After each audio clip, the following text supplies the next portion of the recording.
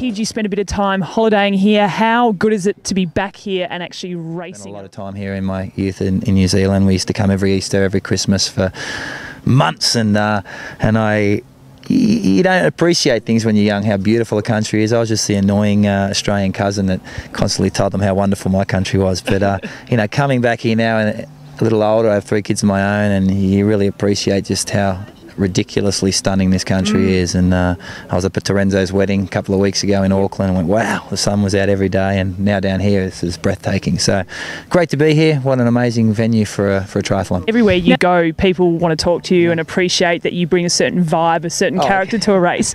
But have you noticed a bit of a difference? It's a bit of a turning point in your career now? The first event that I've competed, a long course event, long distance race, Ironman distance, that as the ambassador, and the event we picked out last year, I said, let's go to Wanaka. I wouldn't mind doing Denmark. And so I'm excited about it. I feel a little bit of a responsibility to represent, this signing. Like, okay, he didn't just, he needs to win this race. So it is definitely a different feeling. I'm very proud to have picked this race. It has a lot, like I said, I grew up here to some degree, and it's a nice event. When I actually picked it, they were like excited that I picked Wanaka as one of the events to do. But no, I feel very proud to represent Challenge. I think they're doing the right thing, and you're going to see it here in the event. And I went with them, and as we spoke last year about, I chose Felix and the Challenge brand because I think they're doing things the right way. Now, it's the start of the year. You're just off Christmas. Too many chocolates, too many puddings. How are you feeling? Like it's that was the most difficult thing, and I've never done a big block of work over the Christmas New Year period, that 10 days. And that was hard. And then we've been brutalised in Australia with the most ridiculously hot weather.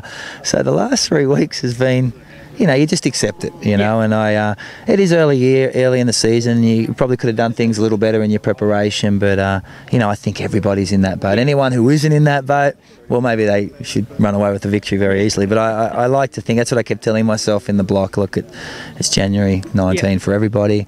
It's early season. They've all got Christmas. They've all got New Year's, and they all like to have a little bit of fun. And, I got the work done, as much as I could, and but still had enough time to enjoy, that period of the year. You got it when you got kids. Yeah, totally. And New Year's, and my brothers, we like to catch up every, between that Christmas New Year period. A lot of the boys are off work and friends, and you get out and really celebrate that Christmas cheer. So I had a few late nights, and which you just don't hold on to that guilt. I just put them behind me and get the job done here.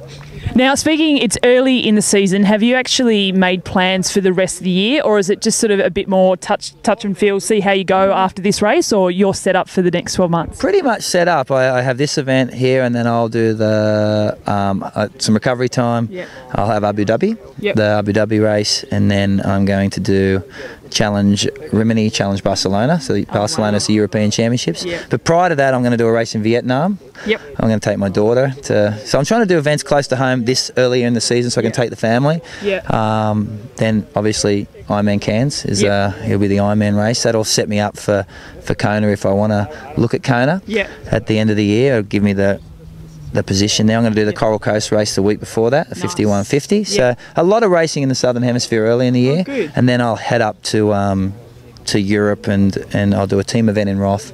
I'm going to do Denmark. I'm hoping to meet Princess Mary. That was sort of Princess Mary's an Australian who is the Princess of Denmark. And Tasmanian. I'm from Tassie, so yes. Sydney at the Olympics. Oh, there we go. We're practically best mates. So I want to, that was really, it's quite ironic when you pick events. When I was with my kids and I said, I'm thinking of doing Challenge, Copenhagen, that's in Denmark, and my oldest daughter's like, that's Princess Mary.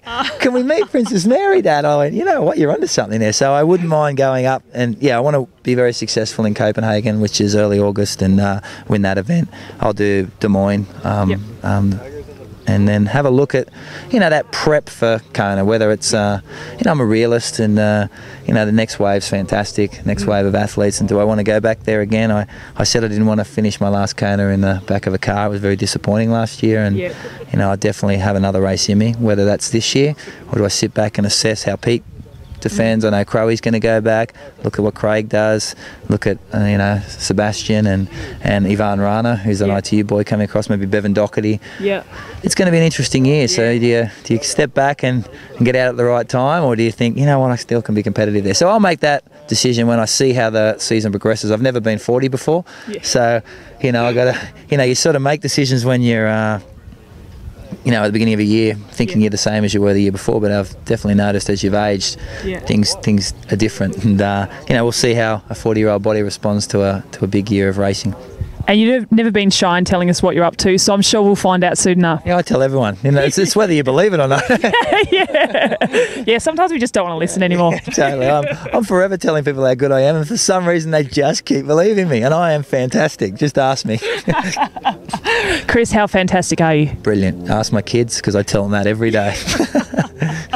Well, all the best on Saturday. It's great to see you in such a stunning environment as well. Cheers. Thanks.